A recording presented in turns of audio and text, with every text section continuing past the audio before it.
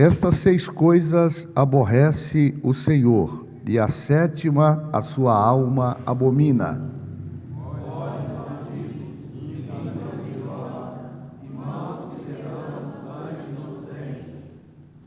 e coração que maquina pensamentos viciosos, e pés que se apressam a correr para o mal.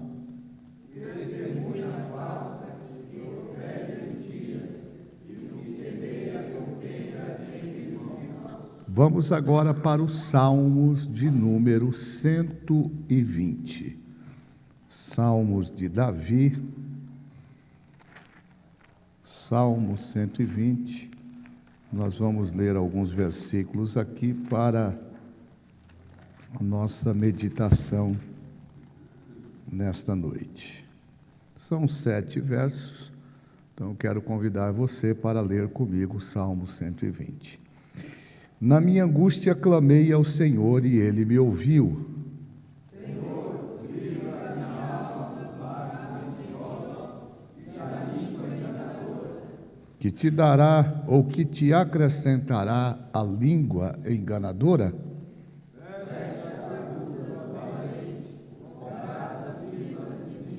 Ai de mim, que peregrino em Meseque e habito nas tendas de Quedar.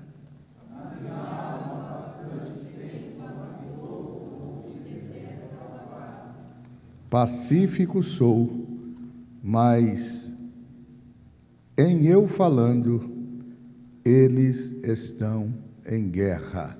Amém, meus irmãos? Vamos então orar, agradecendo a Deus. Maravilhoso Deus e eterno Pai, somos gratos ao Senhor por todo o bem que o Senhor nos tem feito, por todo o cuidado que o Senhor tem demonstrado para conosco.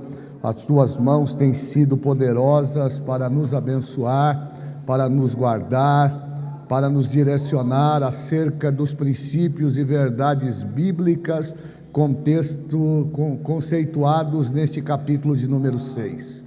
Queremos pedir que a tua boa mão continue abrindo a nossa mente, que possamos receber de bom grado a tua palavra, que a tua palavra venha nos confrontar, Senhor, que a tua palavra venha nos fazer refletir, que possamos por intermédio da tua palavra, ser alcançados, ser moldados por ela, que a tua palavra possa nos colocar no trilho, possa nos colocar aonde o Senhor quer que nós estejamos, que a tua palavra possa nos trazer a consciência, a responsabilidade que temos, Senhor, de sermos apregoadores da verdade, que nós possamos sair daqui conscientes de que a mentira, ela não pode fazer parte da nossa vida e da nossa conduta, enquanto estivermos palmeando nesta terra.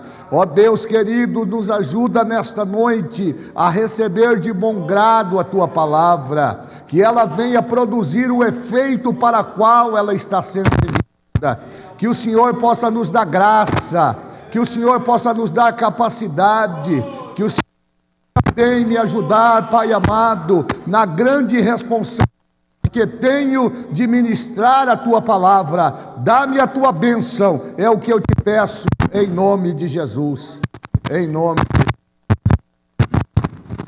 Glória a Deus. Então, dos versículos 13, 14 e 15, Salomão fala deste comportamento exteriorizado no corpo, não é? O comportamento do homem de Belial. Ele exterioriza isso na sua conduta cotidiana, através de gestos, através do comportamento, através da sua fala. Mas é do versículo 16 ao 19, como eu disse terça-feira, que ele de fato vai mostrar as intenções do seu coração. E agora, na terça-feira passada, nós tratamos um pouquinho sobre o perigo da altivez dos olhos. Aquilo que o orgulho pode provocar enquanto característica que Salomão vai dar ao homem de Belial. nós buscamos explorar baseados em textos bíblicos que repreendem esse tipo de conduta e que tem sido tão frequente nos nossos dias. Graças a Deus que nós não temos soberbos, orgulhosos aqui no nosso meio. É bem longe daqui. Mas é sempre bom fazer este apontamento para que nós não caiamos na tentação de, em algum momento da nossa conduta ou da nossa caminhada cristã, achar que nós somos alguma coisa. Porque o grande perigo da altivez e da soberba nasce do princípio de nós acharmos que, num contexto coletivo, nós somos melhores do que os nossos irmãos. Talvez isso justifique, ou talvez isso mostre, porque é que nós temos tantos conflitos no ambiente da igreja, que de fato deveria apresentar um ambiente de acolhimento. E a gente ouve tanto esta palavra acolhimento nos nossos dias, nós ouvimos, essa palavra é frequente agora, inclusão, as pessoas que procuram igrejas inclusivas, e esta inclusão sempre é resultado das dificuldades que se manifestam no convívio coletivo, onde pessoas pensam diferente, agem diferente e, consequentemente, se comportam de forma diferente. Daí nasce, então, esta altivez que Salomão vai apontar no verso de número 16, na parte B. Ele vai dizer que 6 coisas aborrece o Senhor, e a 7ª ele abomina. Nestas 6 coisas está lá, de forma inicial, essa indicação trazida por Salomão do processo da altivez, não é? A altivez dos olhos. E aí eu tentei explicar de uma forma bastante simplória, como eu entendo e aplicando o texto, que a pessoa altiva e orgulhosa, ela não precisa dizer que ela é altiva e orgulhosa, basta que você olhe para ela e o seu comportamento a denunciará, os seus olhos a denunciarão. Eu disse a vocês que a altivez, muitas das vezes, ela é a porta daquilo que está na intenção do coração. E é interessante porque Salomão, ele vai fazer algumas considerações que nós precisamos guardar para que nós não caiamos nesse engodo e nos misturemos com este tipo de comportamento, porque isto aborrece a santidade de Deus. Mas hoje eu queria conversar um pouco com vocês sobre a segunda questão apontada por Salomão. Primeiro ele fala dos olhos altivos, e agora, numa sequência, numa cadeia de racionalidade, já que ele está agora apontando o comportamento ou a intenção do coração do homem de Belial, ele vai falar agora sobre a língua mentirosa. E eu fiquei muito interessado nesse texto, eu já venho algumas semanas estudando isso aqui, porque me chamou muito a atenção. Língua mentirosa é a forma que Salomão encontra de contextualizar este comportamento manifesto no homem de Belial, no seu tempo e no contexto na qual ele está escrevendo esses ensinamentos. Mas se nós fôssemos aplicar a vida moderna, a vida cotidiana, talvez hoje nós pudéssemos classificar língua mentirosa numa linguagem bem superficial como fake news. O que é a língua mentirosa? A língua mentirosa, ela está atrelada àqueles que promovem falsas conversações ou falsas verdades, que acabam se tornando, ou como resultado da sua atuação, são falsas verdades e, consequentemente, mentiras construídas. Quando eu olhei para isso, eu me lembrei do que Tiago disse, se não me engano, é Tiago capítulo 2, que ele fala sobre a língua. Onde é que está lá? Quem pode me... Tiago 3. Tiago vai apresentar, olha que coisa interessante, Tiago vai pegar o corpo humano e a sua anatomia, que é interessante, e ele vai falar desse pequeno instrumento que nós recebemos e que está numa parte privilegiada do nosso corpo. Preste bem atenção, porque na anatomia do corpo humano, nós temos 2 ouvidos, nós temos 2 olhos, nós temos um nariz, nós temos 2 braços, pernas, temos o tronco. Mas nós temos dentro da nossa boca, colocada de forma especificamente privilegiada, esse instrumento pequenininho, esse músculo pequeno, que tem o poder de trazer bênção e também maldição.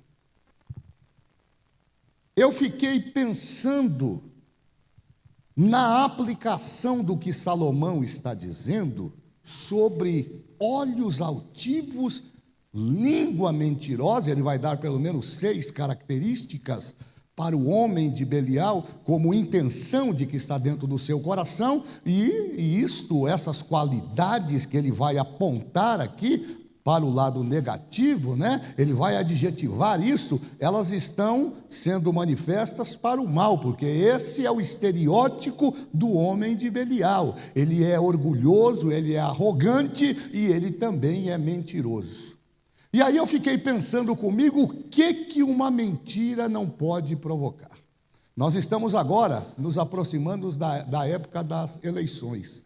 E a legislação vai ficando cada vez mais severa, principalmente no sentido de coibir ou de punir aqueles que, entre outras coisas, publicam ou constroem notícias falsas.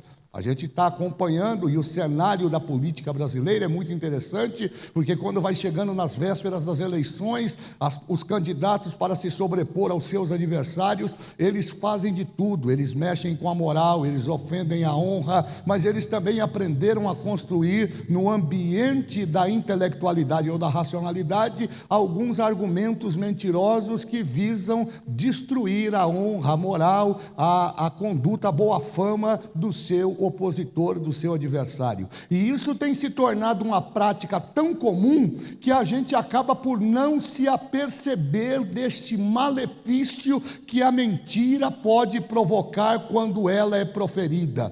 Eu me lembrei agora, dias atrás, talvez alguns de vocês, ao tocar nesse assunto, vão se lembrar. Salvo o melhor juízo, no ano de 2014, nós tivemos um incidente na cidade litorânea do Guarujá, de uma senhora que foi acusada de ser sequestradora de criança.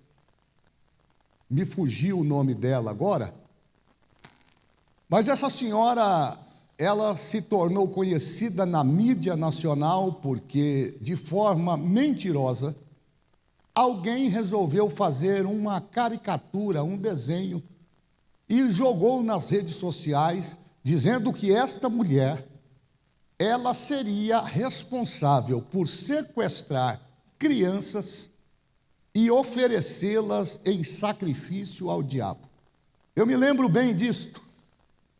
Essa senhora morava numa comunidade ali no Guarujá, e quando isso correu nas redes sociais, a proliferação disso é muito rápido, é que nem infecção, vaza e não tem mais como controlar. E aí eu aprendo uma lição aqui, notinha de rodapé: você é senhor das suas palavras enquanto você não as profere. Depois que você abre o seu bocão, você se torna escravo delas. A rede social se encarregou de levar esta mulher a uma sentença de morte. Não demorou muito tempo, os seus próprios vizinhos, vendo nas redes sociais a foto daquela mulher, não era uma foto, era uma caricatura, mas por incrível que pareça, o mentiroso que fez aquilo, ficou comprovado que ele não conhecia aquela mulher, mas a caricatura era tão idêntica, a foto daquela mulher, ou a aparência daquela mulher, que os seus próprios vizinhos, moradores daquela região, pegaram aquela mulher e começaram a bater nela, e a espancaram o pastor Davi Gregório, até que ela perdeu a sua vida. Dias depois, ficou constatado que aquilo era uma falsa verdade, ou seja, era uma mentira. Este talvez seja um noticiário que caia no ambiente comum do nosso cotidiano, porque nós temos esse comportamento de nos chocarmos quando recebemos a notícia, mas não damos a ele ou à notícia a importância que se deveria dar. Mas, infelizmente, essa mulher perdeu a sua vida. E como ela, muitos outros casos de pessoas que foram acusados ou que foram acusadas com base em construções mentirosas e que as levaram a um processo de profundos prejuízos, não só no ambiente da emoção, mas também no ambiente do caráter, no ambiente da honra. Pessoas que tiveram as suas vidas destruídas por uma falsa verdade. Veja que Salomão, ele toma muito cuidado quando ele vai apresentar o homem de Belial com as características que ele mesmo dá a conotação. E eu quero que você abra aí a sua Bíblia, só para a gente voltar um pouquinho, para entender aqui o que nós estamos falando. Depois a gente volta aqui para o Salmo 120. Dá uma olhada comigo aqui, como é que Salomão apresenta o homem de Belial a partir do capítulo 12. Do verso de número 12 do capítulo 6. Ele diz que o homem de Belial, o homem vicioso, olha só, ele anda em perversidade de boca. Ou seja, ele costumeiramente ele promove através da sua boca, esse instrumento que Deus deu para nós adorarmos a Ele. O homem de Belial faz ao contrário, ele vive na perversidade da sua boca, o que nos leva a compreender que o que Salomão está tentando dizer é que o homem de Belial, de forma já consciente, constatada segundo o texto, ele vive de professar mentiras e enganos por meio da sua boca. O verso de número 13 vai mais adiante. Eu tratei com vocês aqui, mas é só para recapitular. Como é que ele faz isso? Ele vai mostrar, por exemplo, a sua altivez quando ele usa os seus olhos. Olha só o que diz Salomão: ele acena com os olhos, ele fala com os pés, o que nos dá aqui a ideia de que ele é veloz, ele é dinâmico para promover a perversidade por meio da sua boca. A altivez do seu comportamento está manifesta nos seus olhos. Você já ouviu aquela pessoa que é arrogante, que é soberba? Ela olha para você de cima embaixo e o olhar dela te convence de que ela está julgando, ela está avaliando você por aquilo que você tem, por aquilo que você fala, pela forma como você se comporta. Ele vai mais adiante, ele diz no verso 14, que a perversidade está no seu coração. A perversidade há de haver no seu coração, está lá no seu coração, todo tempo ele maquina o mal e anda semeando contenda. Então este é o cenário, essa é a característica apresentada por Salomão quando ele quer tratar do homem de Belial. Mas agora no verso 16, ele diz, o verso 17, que os seus olhos são altivos e a sua língua mentirosa. Logo, a mentira, ela tem um poder destruidor tão grande que ela pode mudar os rumos de uma situação, promovendo um prejuízo incalculável e, na maioria das vezes, como quase que sempre, difícil de ser reparado. Eu começo nesta noite trazendo aos meus irmãos aqui na igreja de Francisco Morato uma afirmação imperativa. Por mais que nós não pensemos e dar importância a este comportamento, que é um comportamento carnal e normalmente é produzido por quem tem malignidade no coração, eu preciso começar a minha fala dizendo que Deus, o meu Deus, o teu Deus, o nosso Deus, Ele odeia a mentira. Deus é opositor da mentira. E o mentiroso, ele será sempre castigado por Deus. O Salmo 120 é um entre muitos assuntos que podem ser abordados nesta noite para falar, irmão Cleito, sobre o princípio da mentira. Este salmo que nós lemos aqui é um salmo escrito por Davi. Davi está escrevendo esse salmo num momento muito delicado da sua vida. A história vai dizer que Davi estava ainda naquele impasse de perseguição promovida por Saul. E Davi vem de diversas fugas continuadas, temendo pela sua própria vida. É no Salmo 120 que Davi faz esta oração. E esta oração é também um pedido de socorro ao próprio Deus. Porque se você olhar o contexto do Salmo, ou pelo menos a parte inicial, e eu quero que você abra aí a sua Bíblia, só para a gente dar uma passadinha aqui, vamos dar uma olhadinha aqui, olha o que é que Davi vai dizer a partir do verso de número 1 do Salmo de número 120. Se você tiver com a sua Bíblia aberta aí, deixe ela aberta que nós vamos trabalhar com ela. Davi começa dizendo: na minha angústia clamei ao Senhor e Ele me ouviu. O que é que Davi está dizendo aqui? Davi está dizendo que ele se apresenta diante de Deus fazendo uma queixa. E a queixa de Davi é resultado das muitas mentiras que ele vem sofrendo por parte dos seus inimigos e dos seus opositores. No verso de número 2, Davi, nesta linguagem que ele usa para conversar com Deus, ele diz: Senhor, livra a minha alma dos lábios mentirosos e da língua enganadora. Davi está apresentando um contexto de guerra, Davi está apresentando um momento da sua vida em que os seus inimigos não conseguem encontrar falha nele que justifiquem aquela perseguição, e para legitimar as ações que eles estão perpetrando contra Davi, eles então começam a mentir acerca da reputação de Davi, acerca do comportamento de Davi, acerca das intenções de Davi para com Saul e para com o reino. E Davi começa a se sentir agora confrontado por essas mentiras, porque a mentira, ela normalmente não causa dor em quem as profere, mas ela causa grandes feridas a quem ela é dirigida. E Davi não está fazendo mais nada senão abrir o seu coração para Deus.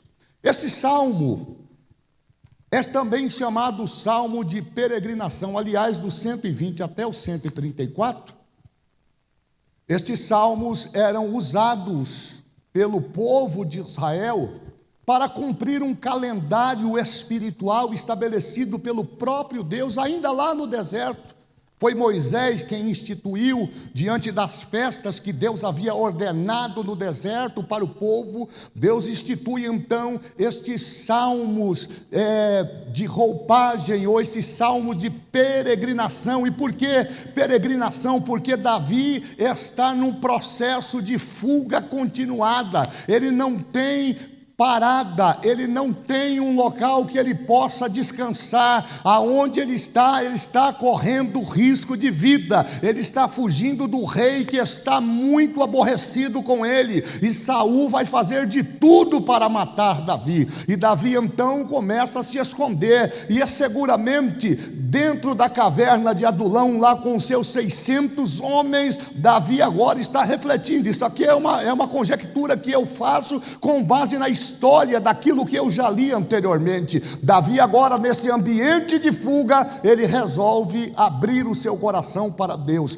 e ele está dando continuidade àquilo que ele já conhecia, a importância de, no ambiente da construção, no ambiente da adoração, você reverenciar a Deus. Ele sabia que havia uma ordenança para os filhos de Israel, que mesmo no ambiente da peregrinação ação continuada, eles não poderiam abdicar, eles não poderiam negar-se de prestar o culto que era devido ao Senhor. E é em uma destas situações de angústia, de perseguição, que Davi escreve este salmo, e neste salmo ele faz declarações preciosas. No verso 2 ele faz um pedido a Deus: Senhor, me livra da língua mentirosa.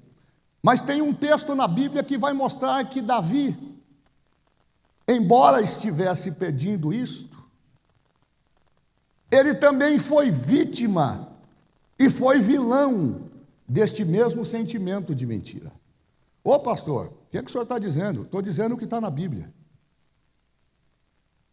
A Bíblia diz que o reino de Israel estava totalmente desestabilizado pela loucura de Saul, pastor Djalma. Saul queria matar Davi a qualquer custo. E o que a gente faz quando alguém quer matar a gente? Porque existem várias formas de matar. Você pode matar com armas, mas você também pode matar com a língua. Você pode matar com a mentira. E Saul estava disposto a acabar com a honra de Davi a todo e qualquer custo. Saul estava possuído por um ciúme colossal, e esse ciúme colossal colocava Davi como uma barreira para a continuidade do governo de Saul. A Bíblia vai dizer que Davi, fugindo de Saul, ele vai até o sacerdote Aimeleque. Lembram de Aimeleque? Quando ele chega diante do sacerdote, ele conta uma história para o sacerdote Aimeleque, para que Aimeleque o receba. E nessa história não existe um fundo de verdade.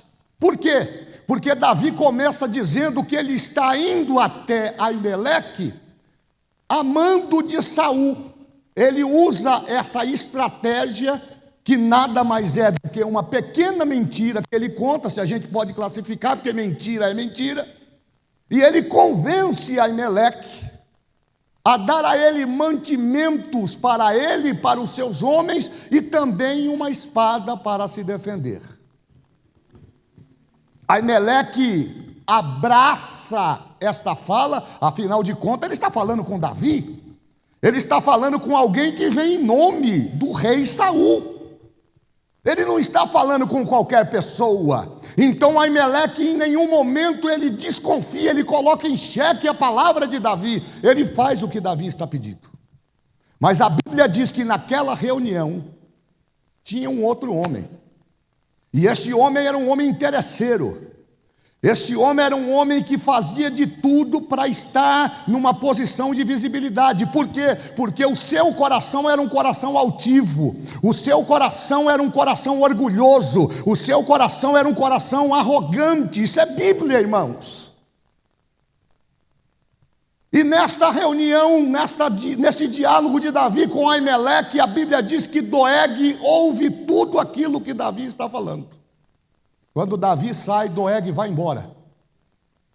E sabe para onde ele vai? Ele vai para o palácio de Saul. E quando ele chega lá, ele conta uma história para Saul totalmente inversa daquilo que aconteceu. Ele diz que Aimeleque não só recebeu Davi, não só deu comida para Davi, não só deu espada para Davi, mas Aimeleque fez pior. Aimeleque consultou ao Senhor na presença de Davi para satisfazer o seu desejo. Você vai olhar no texto, você não vai ver Davi pedindo a Aimeleque que consultasse ao Senhor. Uma mentira. Essa mentira, pastor Davi Gregório, custou a vida de Aimeleque, custou a vida da sua família, custou a vida daqueles que ele mais reverenciava, e pessoas que não tinham nada a ver com aquele sentimento orgulhoso, maligno, altivo que foi construído. Veja o que uma mentira pode fazer.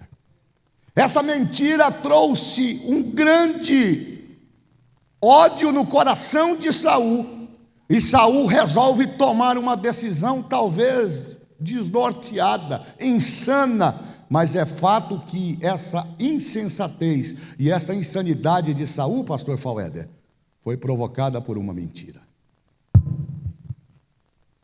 E eu fiquei pensando comigo, quantos de nós, na nossa caminhada cristã, já não fomos vítimas de mentira? Ou quantos de nós que estamos aqui já não contamos alguma mentira? Porque a espada tem que cortar dos dois lados. E eu tenho uma grande responsabilidade aqui, porque eu estou em cima do altar. A minha responsabilidade é maior do que a sua. Mas eu vim aqui hoje para dizer a você tudo aquilo que Deus colocou no meu coração. E eu começo dizendo a você que o meu Deus odeia mentira. E segundo a Bíblia, o mentiroso será castigado por Deus. Pastor, mas será mesmo que eu vejo tanta gente mentirosa e parece que só quem paga o pato é quem recebe a mentira? O mentiroso continua mentindo de forma perspicaz, de forma contumaz, como se nada estivesse acontecendo. Mas eu preciso dizer a você que no ambiente da misericórdia de Deus vai chegar um tempo que Deus vai trazer tudo isto a juízo, porque Deus traz a juízo. Se você está construindo uma vida balizada nas verdades bíblicas, no pagamento do preço de fidelidade, de piedade, pode ficar tranquilo. Pastor, eu sou vítima da mentira no meu trabalho, eu sou vítima da mentira no meu ambiente social, eu sou vítima da mentira na escola, sou vítima da mentira na igreja. Eu tenho uma palavra de Deus para você nesta noite: o meu Deus odeia a mentira, e no momento certo Ele vai trazer juízo sobre o mentiroso, mas a mentira não vai prevalecer, porque o meu Deus é um Deus de verdade. Eu fico impressionado com algumas situações que eu vejo, de pessoas que já estão tão acostumadas a este comportamento, que elas não se apercebem que aquela mentira que ela está contando está exteriorizada no seu rosto.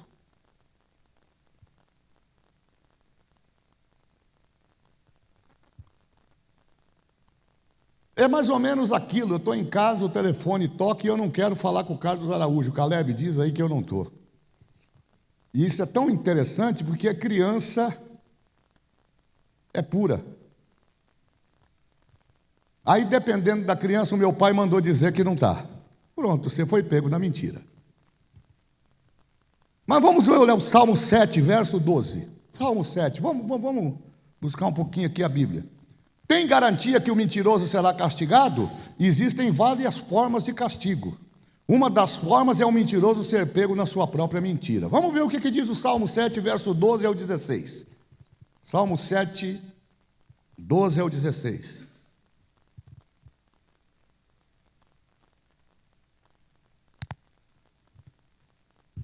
Se o homem não se converter, Deus afiará a sua espada. Já tem armado o seu arco e está aparelhado. E já para ele preparou armas mortais, e porá em ação as suas setas inflamadas contra os perseguidores. Eis que esse estará com dores de perversidade. Concebeu trabalhos e produzirá mentiras. Cavou um poço e o fez fundo, e caiu na cova que fez. A sua obra cairá sobre a sua cabeça, e a sua violência descerá sobre a sua mioleira. Pronto, esse é o salário do mentiroso. O mentiroso não prospera, consequentemente com ele a sua mentira. A mentira sempre terá, aliás, notinha de rodapé: mentira tem prazo de validade. Escreve aí: mentira tem prazo de validade. Não se sustenta. Uma hora a verdade é trazida à tona e você fica sabendo que aquilo que você ouviu anteriormente era mentira. Tem mais um texto, Salmo 40, verso 4. Muitas pessoas costumeiramente confiam na mentira, se achando capazes de enganar o mundo e até o próprio Deus. Na arrogância do homem altivo, do homem de Belial, elas não confiam, elas se recusam a confiar no Senhor. Mas veja o que diz o Salmo 40, verso 4.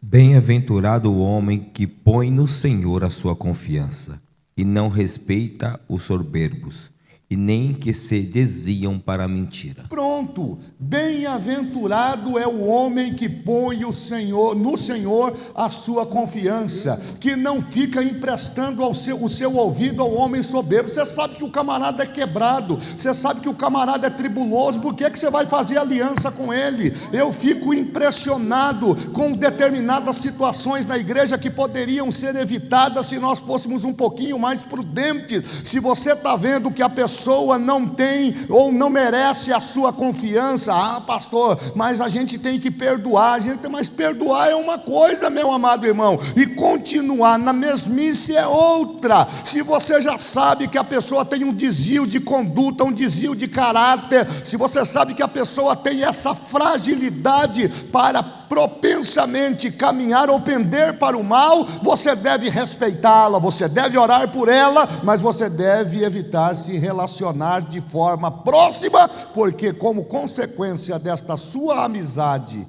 ou esta aliança, você vai comer o pão de dores.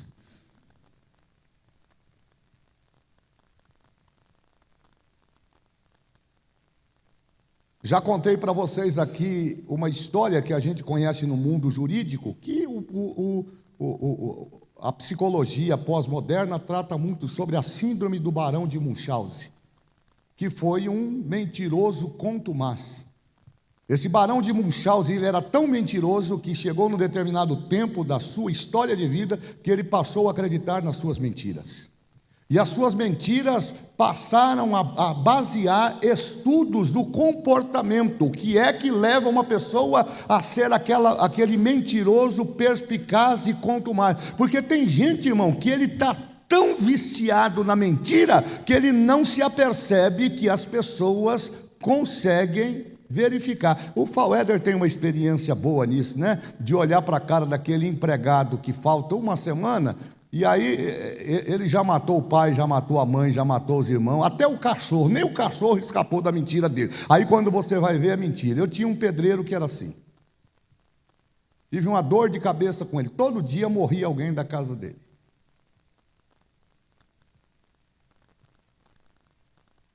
Então, nesse ambiente de mentiras, muitos de nós acabamos confiando que vai dar certo. E eu estou dizendo aqui de uma forma muito respeitosa. Aquela mentirinha que a gente acha que não vai gerar prejuízo, você acha que não vai gerar prejuízo. Não, mas ninguém está vendo, mas o Deus do céu está vendo. E o Deus do céu vai trazer isto a juízo. Uma outra coisa interessante é que o servo de Deus, ele deve, por princípio, depois de encontrar a Cristo e o recebê-lo como Salvador, ele deve, por princípio, por mandamento, por convicção, abandonar os costumes mundanos. O comportamento do homem de Belial já não cabe mais àqueles que professam o nome de Jesus. Paulo, escrevendo a carta aos Colossenses, capítulo 3, verso 1, ele disse: já ressuscitastes com Cristo, buscai as coisas que são de cima, aonde Cristo está assentado. Verso de número 2, pensai nas coisas que são dos céus e não nas que são da terra. O homem e a mulher de Deus, quando recebe a Jesus como regra, como confissão de fé, ele tem que sofrer essa metamorfose, essa transformação do caráter. Pastor, mas é instantâneo? Não, é gradativo, é todo dia se aplicando à luz da palavra de Deus, é a palavra confrontando, é a palavra como espelho mostrando quem você é. Eu brinquei aqui terça-feira, as irmãs deram risada aqui. Não adianta a gente passar maquiagem, passar botox, porque quando chegar em casa e passar o algodão, eu fico vendo a Elaine tirando lá o excesso de maquiagem, vai voltar para a aparência que nós temos. Não adianta a gente querer esconder, tapear, porque a gente pode enganar o fulano, pode enganar o Beltrano, mas a Deus ninguém engana. Gálatas capítulo 6, verso 7, não erreis, diz o apóstolo São Paulo, porque Deus não se deixa escarnecer. Tudo que o homem semear, ele vai colher. Quanta gente colhendo. Não é aqui não, tem uma igreja longe aí. Mas você pode observar, o mentiroso nunca prospera, ele está sempre na prova. O mentiroso está sempre na prova. E por estar sempre na prova, ele sempre está procurando justificativa. Não consegue pagar suas contas, porque pega emprestado, não paga, mente, arruma esquema, faz o que não deve fazer, faz tudo o que não se deve fazer como homem e mulher de Deus. Aliás, o Salomão está apontando uma característica num ambiente coletivo, geral. Ele está mostrando o que é a oposição a Deus. Ele está dizendo que o homem de Belial é uma pessoa oposta aos princípios e às vertentes que a palavra de Deus estabelece. Da mesma maneira que Deus aborrece a mentira, a pessoa justa também a aborrece. A pessoa justa também incomoda o mentiroso. Vamos dar uma olhada aí no texto? Provérbios capítulo 13, verso 5, que eu gosto de falar mostrando o princípio bíblico, senão a gente fica aqui conversando e enxugando o gelo. Tem que mostrar na Bíblia. Da mesma maneira que Deus aborrece a mentira, o justo também a aborrece. Não adianta, quando você pega uma pessoa íntegra e coloca ela do lado de um mentiroso, vai dar problema, porque o justo não vai se contaminar, o justo não vai, ele está sempre baseado no princípio do Salmo 1, bem-aventurado o varão que não anda segundo o conselho dos ímpios, não se detém no caminho dos pecadores e não se assenta na roda dos escarnecedores. Antes ele tem o seu prazer na lei do Senhor, e na sua lei medita de dia e de noite. Vamos lá para Provérbios 13, vamos ver o que é que diz Salomão em Provérbios 13, 5. O justo aborrece a palavra de mentira, mas o ímpio é abominável e se confunde. Pronto. O mentiroso, quando ele chega perto do ímpio, ele sabe que ele vai ter problema, porque quando você é justo, e o ambiente de justiça aqui, ela não está baseada na capacidade de ser melhor do que ninguém. O princípio de justiça aplicado por Salomão aqui, está atrelado ao princípio de separação. É aquele que sabe o que a justiça de Deus fez na sua vida, então ele não comunga, ele não se coaduna com aqueles esquemas que muitas das vezes nós somos induzidos a participar, não é? Eu trabalhei numa empresa, contei para vocês aqui, que os colegas quando chegavam em final de ano faziam o bolão da loteria. Mas qual é o problema? Qual é o problema, irmão? Não tem nenhum problema se você ficar rico, a igreja não vai ficar nem sabendo, mas isso é uma questão de conduta, é uma questão de escolha. Se eu resolvi servir a Deus, abandonar o pecado, abandonar a minha vida torta, a minha vida viciosa, e servir a Deus com fidelidade, eu preciso fazer isso também com as minhas intenções, com as minhas atitudes e com as minhas escolhas. Se eu sei que o ambiente é um ambiente de mentira, se eu sei que no ambiente de mentira estão pessoas que podem contaminar a minha fé, eu preciso cumprir o meu papel, eu preciso aborrecer a mentira, falando a verdade. Aquela história, olha, eu vou faltar, você mente para mim aí, diz que eu estava aí. Não, nós não podemos agir dessa forma, porque isto entristece o coração de Deus, e segundo Salomão, aborrece ao Senhor.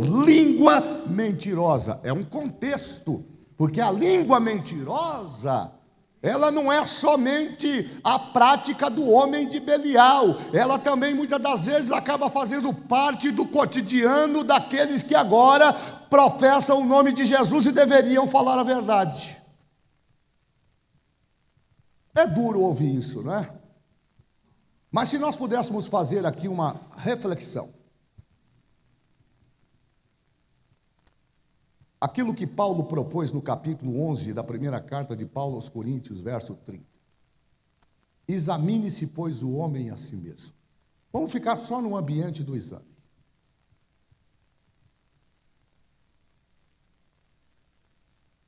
Vamos pegar de forma separada a nossa conduta hoje. Desde o horário que levantamos até chegarmos aqui.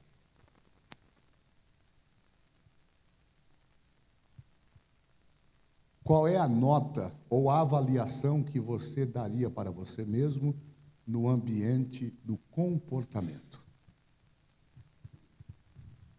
Sabe por que essa igreja não está lotada de gente aqui?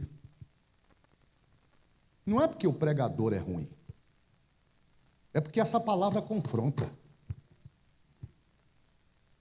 Essa palavra não massageia.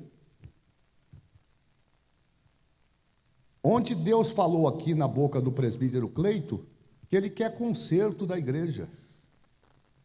E a gente fica baseado no fato de que a gente fala língua estranha, dá um pulinho para cá, dá um pulinho para lá e está tudo bem. Deus está dizendo, põe a tua casa em ordem que eu vou pegar você. E não é nas coisas grandes, não, é nas coisas pequenininhas. É naquelas coisas que a gente acha que não vai tropeçar, é essas que vão nos levar para o inferno. É por isso que o céu é uma incógnita. É por isso que eu tomo muito cuidado para fazer a avaliação de quem vai e quem não vai. Primeiro, porque eu não sou juiz. E segundo, porque não cabe a mim fazer este julgamento. Esse julgamento cabe ao Espírito Santo de Deus, que está no meu e no seu coração. E todo dia Ele está atuando. Você conhece o Espírito Santo. E você sabe que quando você vai fazer alguma coisa que vai entristecê-lo, Ele é o primeiro a falar com você. Não faça isso.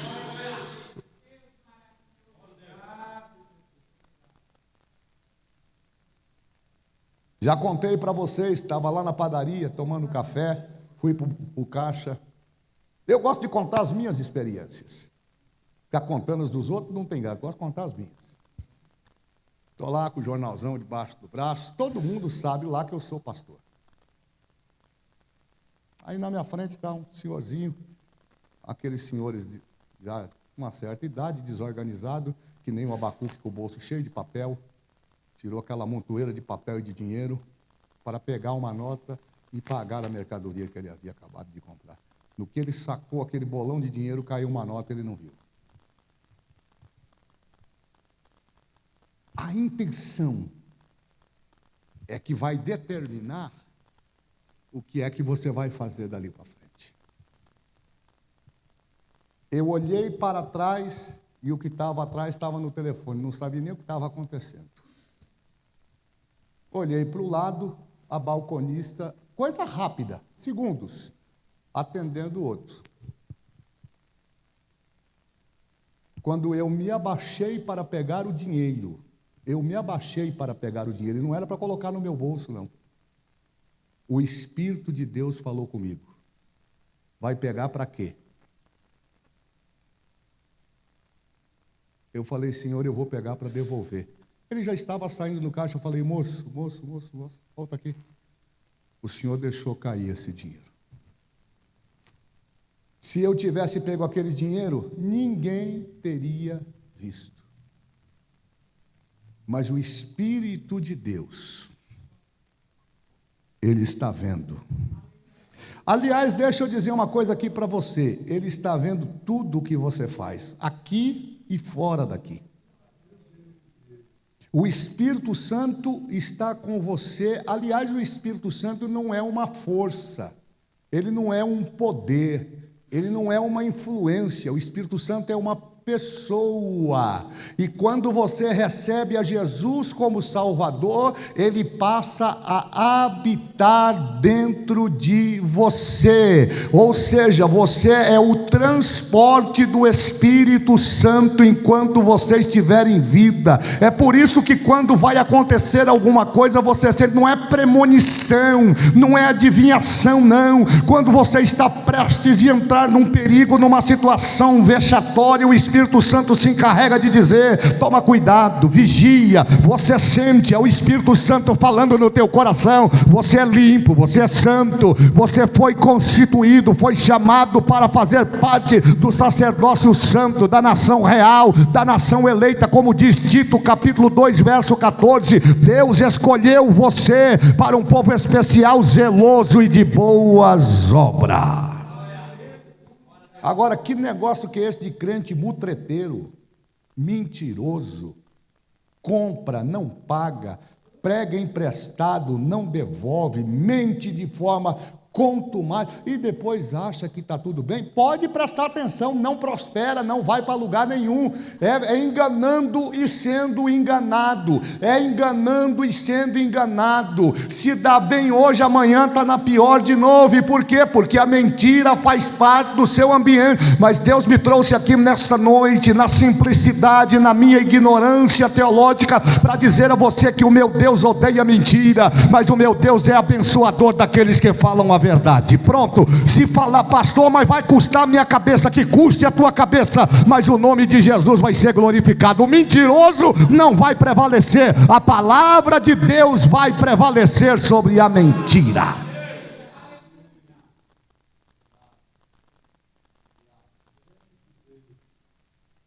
Diz a Bíblia que o Senhor odeia.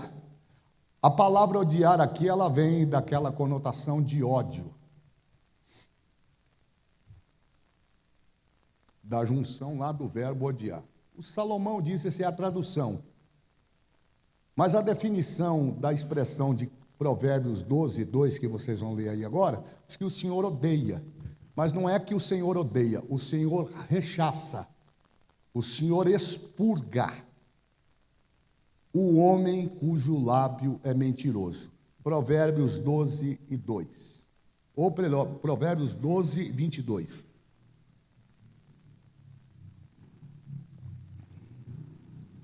Corre lá que o meu horário está indo embora. Provérbios 12, 22. Os lábios mentirosos são abomináveis ao Senhor, mas os que agem fielmente são os seus deleites. Prestaram atenção? Os lábios mentirosos são abomináveis, de abominação. Abominação está atrelado à sujeira, aquilo que causa repugnância, aquilo que nos causa nojo. O que Salomão está dizendo? É que quando nós proferimos uma mentira, seja ela do que tamanho for, porque agora tem uns crentes aí classificando mentira, mentiria, mentira. É tudo mentira, e a mentira só tem uma origem, ela tem origem no diabo. O diabo é o pai da mentira. Se o diabo é o pai da mentira, quem professa mentira é o quê? É filho do diabo. Aí um dia eu peguei um obreiro mentiroso e falei, você é filho do diabo. Ele me levou, me representou na convenção, e eu cheguei lá para fazer a sustentação oral, e eu tive que dizer por que eu chamei ele de filho do diabo, e usei a Bíblia para mostrar que quando a gente profere mentira, seja o tamanho que ela tiver, seja a intenção para a qual ela foi construída, uma vez que ela é mentira, ela é passível de ser abominada, e o texto está dizendo que Deus abomina, Deus rechaça, Deus se enoja. É como se Deus olhasse do céu e dissesse, não é possível, eu dei um banho de graça, perdoei os pecados, mas ele continua com os mesmos vícios. Isso significa dizer que não houve conversão. Eu entrei no Evangelho, mas o Evangelho não entrou em mim. Eu leio a palavra, mas a palavra não tem efeito no meu coração. E aí eu vou entender o que diz o escritor aos Hebreus lá no capítulo 12, verso 1, parte B, ele diz que nós estamos cercados por uma grande nuvem de testemunha. Aí tem alguns que dizem, não pastor, mas as testemunhas ali são os heróis que estão lá na galeria dos heróis da fé. Não tem problema, é testemunha. E a testemunha serve para quê? Para relatar aquilo de forma leal, de forma fidedigna daquilo que ela está vendo. Como é que a gente pode receber testemunho se os nossos lábios são mentirosos? Você já pensou que coisa desagradável? A pessoa está passando na rua e o vizinho não crente dizer, ali vai um grande mentiroso, usa a igreja para se auto-beneficiar, mas não tem vida, é um adúltero, é um mentiroso, é um enganador, e aí as coisas vão indo de mal a pior. Aí a gente não vê progresso, a gente está trabalhando, e ora, e consagra, e jejua, e parece que o negócio está amarrado, parece que os céus estão cerrados, mas Deus está dizendo na regional de Morato, eu vou abater o mentiroso, e vou fazer prevalecer a minha justiça, através da palavra, e acabou. Com todo o respeito, uns irmãos que pensam que a gente nasceu ontem. Para, irmão. Queria tanto que tivesse uns mentirosos aqui que eu já conheço. E eu não tenho dificuldade de falar, não. Não, pastor, mas não pode falar no púlpito. Posso sim, o microfone está na minha mão. Eu não posso ofender, mas eu posso confrontar o pecado. Assim como o irmão presbítero Cleiton, ontem, cheio do Espírito Santo, confrontou os santarrões de plantão, que, não, mas eu sou um cara gente boa, que a gente gosta de ficar negociando e barganhando com Deus. O senhor está vendo aí, ó? Eu estou aqui, eu estou pagando o preço aqui, né? O Ezequias lá, o Ezequias, 1 Reis 18:3 lá, o próprio Deus deu testemunho dele, falou, não houve e não vai haver um rei como ele. Mas quando chegou lá na cara do profeta, o profeta falou, meu irmão, põe a tua casa em ordem que você vai morrer.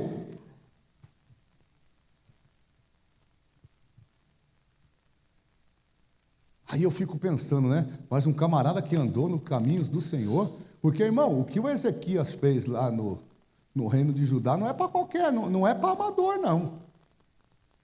Não é para amador, não. Ele botou ordem na casa, a casa estava profanada. Os altares de mentira estavam construídos em tudo quanto era canto, o sistema estava corrompido, ele botou ordem na casa, mas mesmo assim Deus não perdoou. O que será que levou Deus a mandar o profeta dar uma carteirada nele lá? Alguma coisa ele fez. E aí eu deixo aqui uma reflexão. Hoje não é, Rafael, para a gente dar glória a Deus e pular, é para a gente refletir. O que eu tenho feito da minha vida? O que tem saído dos meus lábios? Aliás, o que sai dos meus lábios é resultado do que está dentro do meu coração. E aí Salomão vem no capítulo 12, verso 22, dizer que Deus abomina. Diga comigo, Deus. Mas diga alto para me ajudar e me incentivar. Diga, Deus abomina os lábios mentirosos. Não tem aqui não. É bem longe daqui. Aquele irmão futriqueiro, contendeiro, que para chamar a atenção, ele precisa, pastor, mas ele falou a verdade? Para ele falar uma verdade, ele fala 99 mentiras. Valeu alguma coisa? Ele anulou a verdade que ele disse. Mas tem mais. Primeira carta do apóstolo Pedro, eu acho que é o capítulo 3, e essa eu não tive a referência, mas se não me engano, primeira carta do apóstolo Pedro, capítulo 3, verso de número 10 a seguir, ele vai dizer que quem quer amar a vida, Pedro vai dizer mais ou menos assim, vou tentar conjecturar aqui, depois você vai ler, só para ver se a minha memória está boa. Quem quer amar a vida, a palavra amar aqui está atrelada ao princípio de felicidade. Porque quem quer amar a vida, diz Pedro, e amar a vida é no sentido de viver dias bem-sucedidos. Então, quem quer amar a vida e viver dias bons, eu acho que é isso que está no texto, ele faz uma advertência: refreie a sua língua. Por natureza, como nós temos 2 ouvidos, 2 olhos, 2 mãos, 2 pés, só temos um nariz com 2 entradas, para que a respiração seja mais produtiva, mas só temos uma boca, isso é do ser humano. Nós somos acostumados a mais falar do que ouvir. Pode perceber, preste atenção, notinha de rodapé para você aprender. Você pode perceber que a mentira é resultado do excesso de conversa que nós produzimos no nosso dia a dia.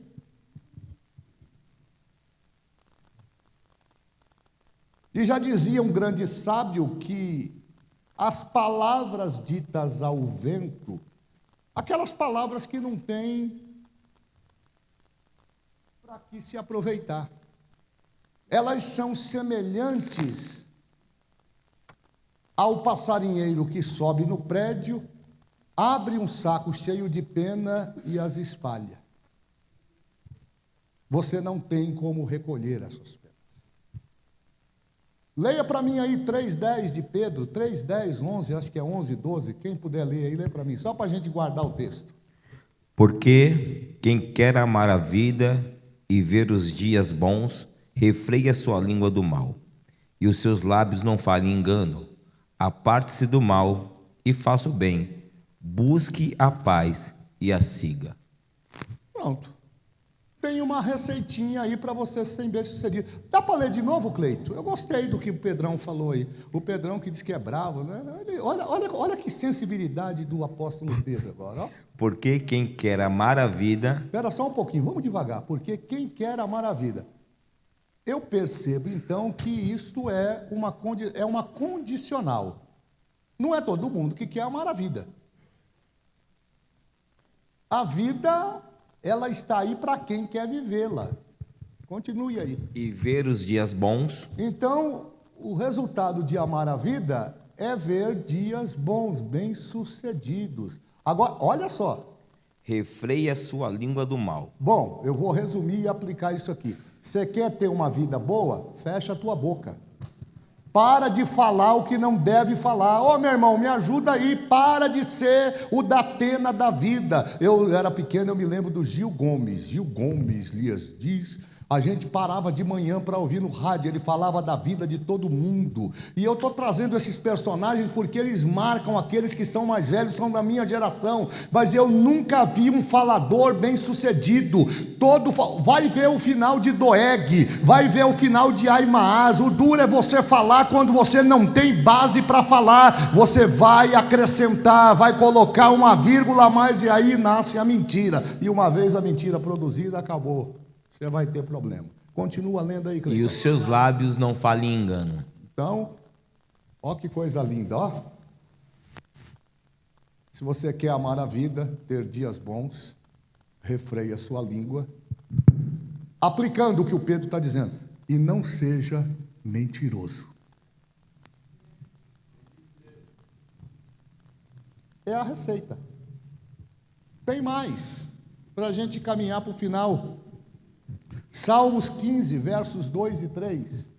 Eu estou sentindo falta do Data Show aqui, porque ele me ajuda, é um instrumento maravilhoso. Mas até amanhã a gente vai voltar aí à ativa. Salmos 15, versos 2 e 3. Alguém quer perguntar alguma coisa aí, pastor? De repente você está me ouvindo aí, pastor, eu quero perguntar. Pergunte aí. Se eu não souber, a gente aciona os universitários.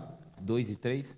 Capítulo 15, versos 2 e 3. Aquele que anda em sinceridade e pratica a justiça, fala verazmente segundo o seu coração.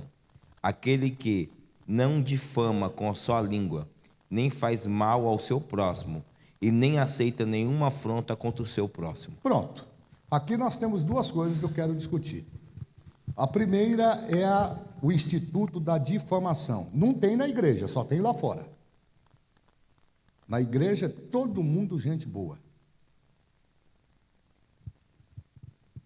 Mas eu tenho que dizer, você tem uns irmãos que já estão rindo, mas é verdade que a gente se incorpora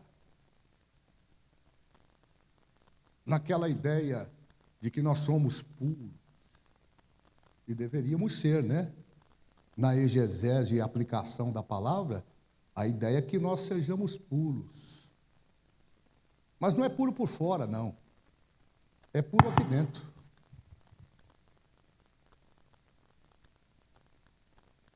Porque esse é o grande desafio do nosso tempo. É pregar aquilo que a gente está vivendo e viver aquilo que a gente está pregando. Como é que eu posso pregar a Deus, ao ímpio, se a minha boca é instrumento de difamação do meu irmão? Como é que eu posso dizer que eu amo o pastor Carlos Araújo se quando ele vira as costas, eu o tarimbo e o rotulo com mentiras, com palavras falsas, com palavras levianas, que vão atingir a sua reputação e a sua conduta no cotidiano, no meio da nossa comunidade ou da nossa igreja?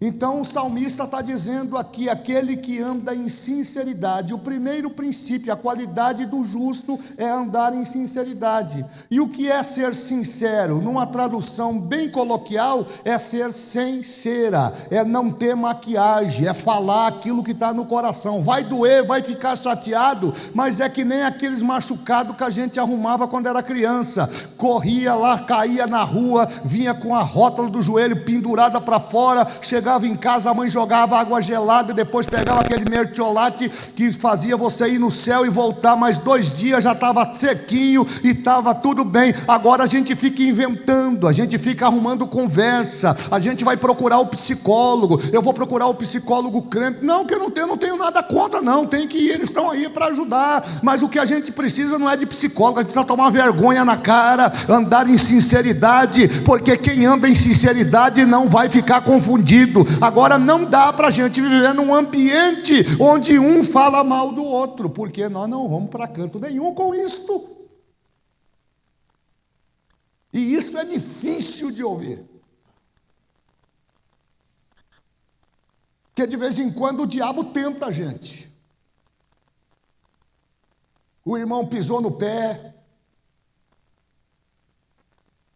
a gente ficou chateado. Eu tenho muito essa dificuldade, né? Porque a minha cara já é feia por natureza.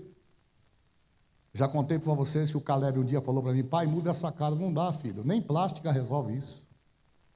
Porque quando eu gosto, e quando eu não gosto, você já sabe que eu não gostei.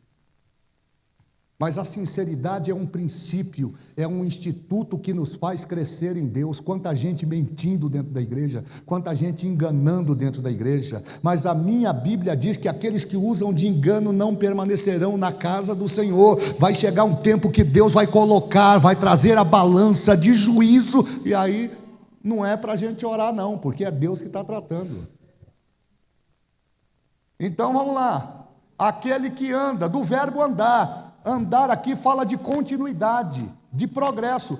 Todos nós estamos peregrinando. Lembra o que eu falei do Salmo 120? Do 120 ao 134 é um salmo de romagem, de peregrinação. Eles estão peregrinando. E por que este salmo? Porque este salmo fazia parte dos cultos, das festas que foram estabelecidas por Moisés no deserto, para que o povo não perdesse o vínculo com as coisas de Deus, até que eles chegassem à terra de Canaã. Como Moisés instituiu isso no deserto, e Davi prosseguiu, e os filhos de Israel prosseguiram, esse mesmo princípio se aplica a nós que estamos peregrinando, até que cheguemos no grandioso dia em que haveremos de ser recolhidos às mansões celestiais. Até lá a gente tem que continuar pedindo: Senhor, tem misericórdia, me guia, me livra do homem mau, me livra do homem mentiroso, me livra da língua que difama, para que eu possa ter uma vida e uma saúde espiritual bem sucedida. É isso que a gente tem que fazer. Agora o irmão fala mal do outro, aí vira aquela conversa. E o converseiro, ele só toma proporção porque ninguém conversa sozinho. Se alguém conversa é porque tem alguém para ouvir. Então o salmista está dizendo: ande em sinceridade. Aí ele vai usar um outro verbo. Olha que coisa interessante.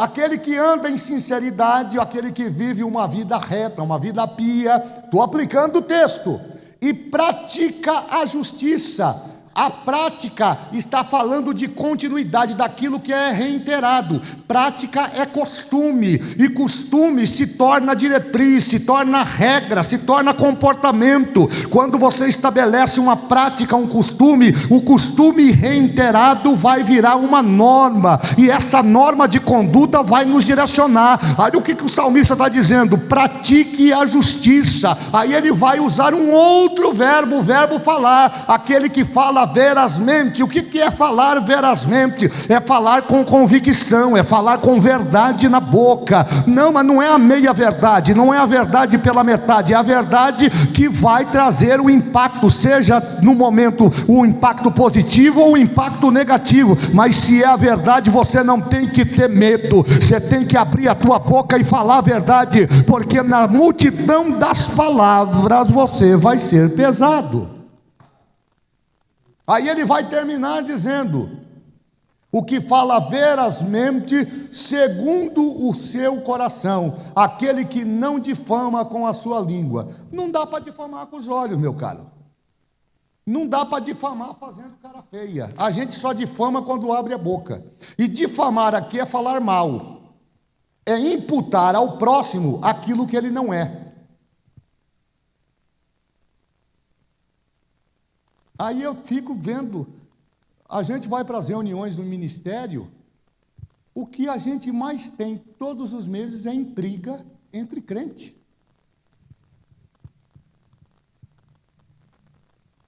E nós estamos tão viciados nesse ambiente de reunião, é reunião para tudo.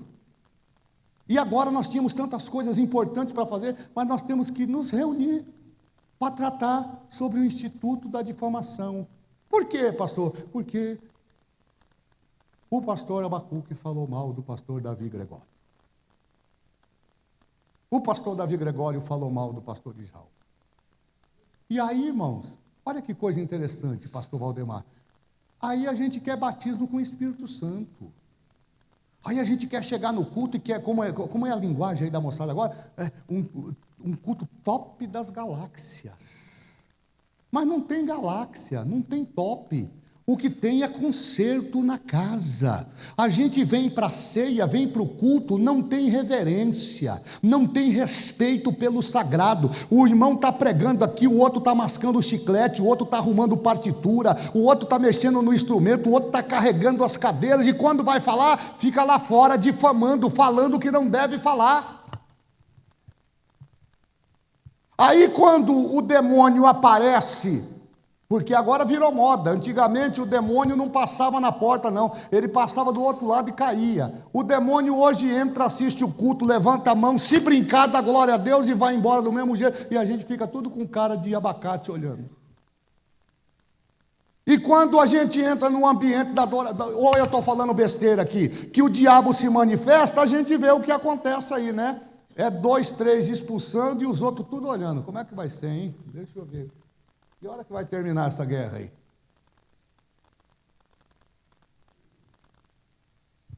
Irmãos, está doendo, né? Então, aquele que não difama com a sua língua, não faz mal ao seu próximo. Percebam aqui, eu não sei como é que está no texto aí, se o mal é com L ou é com U. Dá uma olhada aí. Porque até isso tem sentido no texto. É com L ou é com U? Com L. E por que ele é com L? Porque esse é aquele mal intencional, aquele mal, é aquele mal que a gente fala no mundo jurídico, lá é o mal com dolo, é aquele mal que eu pratico intencionalmente, eu vou colocar o pé na frente, o pastor Valdemar quando passar, tropeçar e cair. Não tem aqui não, viu, irmãos?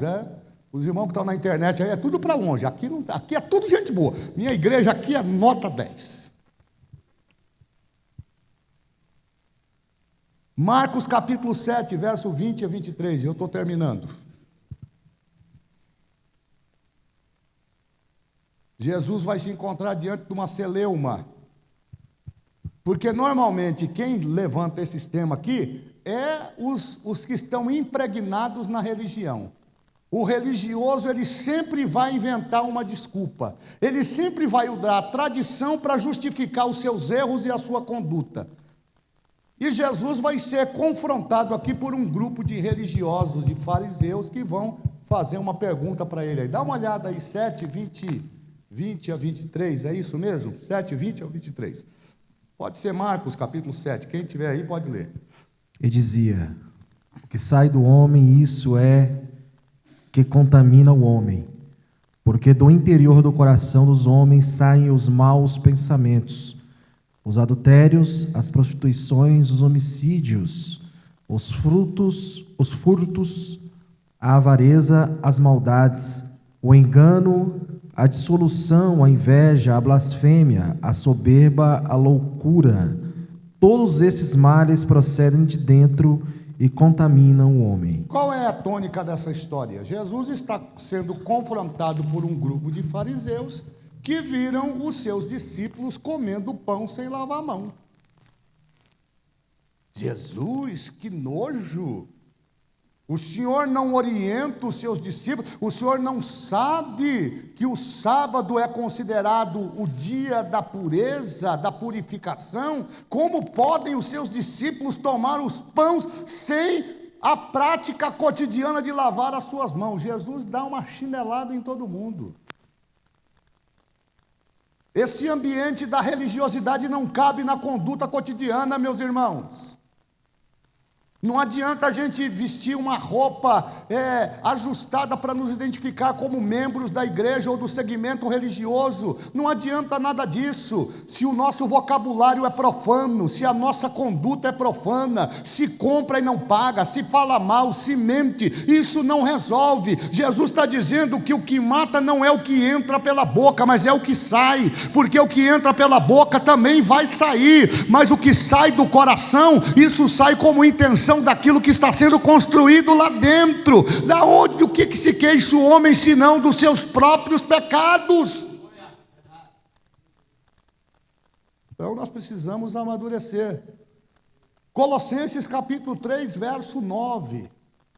O desafio de vencer, irmão Wesley, a língua mentirosa. Esses textos que eu estou usando, não estou usando para falar dos de fora, estou falando para usar dos de dentro. Colossenses capítulo de número 3, versos 9 e 10. Quem é que lê? Não mintais uns aos outros, pois que já vos despistes do velho homem com seus feitos, e os vestiste de novo, e que se renova para o conhecimento, segundo a imagem daquele que o criou. Olha o que Paulo está dizendo para os colossenses: não mintam mais. Isso aí era uma coisa antiga, quando vocês eram velhos homens, mas agora vocês foram renovados pela graça, pelo poder da palavra. Paulo está dizendo: tem que mudar o comportamento, tem que mudar o disco, tem que virar a página. Não adianta dizer que é crente e continuar sendo mentiroso, defamador, enganador, encrenqueiro, arruma encrenca com todo mundo. Irmão, com quem que você vai ter paz, pelo amor de Deus?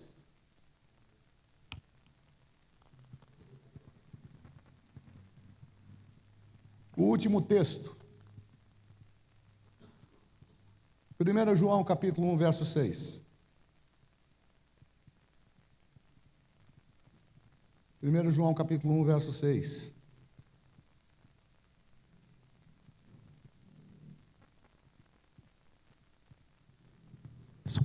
Se dissermos que temos comunhão com Ele e andarmos em trevas, mentimos e não praticamos a verdade. Isso aqui é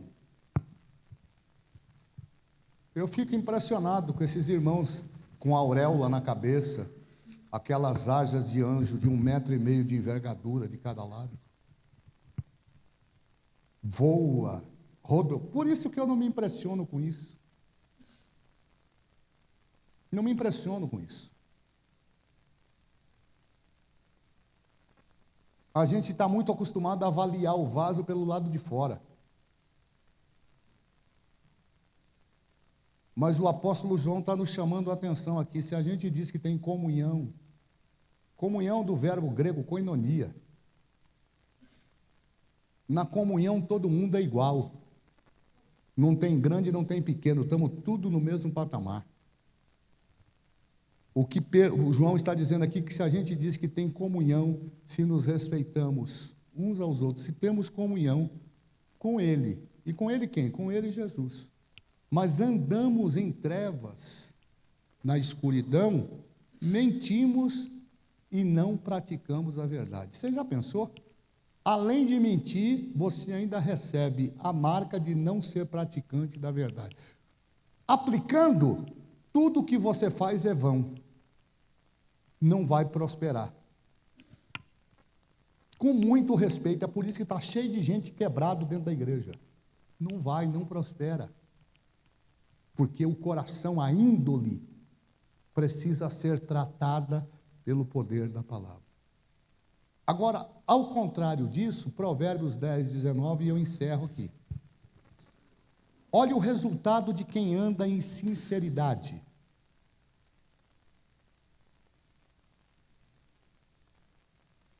Leia para mim aí. Provérbios 10, 19. Na multidão de palavras não falta transgressão, mas o que modera os seus lábios é prudente. Pronto. Quer ler de novo? Pode ler aí novamente. Na multidão de palavras não falta transgressão, mas o que modera os seus lábios é prudente. Pronto, meu irmão. Na multidão de palavras não vai faltar transgressão, você vai tropeçar. É por isso que a gente tem que aprender a ouvir mais e falar menos. Pastor, tem uma receita para aplicar nesse texto? Tenho.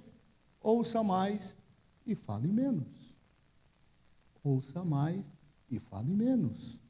Ouça mais e fale menos. Porque quem ouve mais tem mais capacidade de absorver aquilo que está sendo dito no ambiente. Eu acho que chegou o tempo da gente parar para ouvir. Nós precisamos ouvir. E ouvir o que Deus está dizendo. Deus está chamando a nossa atenção neste tempo. Ouça o que eu estou dizendo. Então, na multidão de palavras, vai ter a perversão, vai ter o atropelo, vai ter o mentiroso. Mas se você souber ouvir, Deus vai te dar a estratégia e vai te esconder no meio da adversidade. Os teus inimigos vão te procurar. Como você está em silêncio, eles vão passar por você e não vão te ver, e o nome de Jesus vai ser glorificado. Amém, meus irmãos? Que Deus abençoe a sua vida, lhe dê abundância de vida e que te faça refletir acerca do texto que estamos trabalhando hoje. Língua mentirosa é algo que Deus odeia e abomina. Terça-feira que vem nós vamos falar sobre outro instituto, outra característica do homem de Bilial. Qual é? O instituto da vingança, o homem vingativo, mas é para terça que vem. Por hoje nós vamos ficando por aqui, tomar a nossa sopa e ir para casa alegre cantando o hino da vitória. Vamos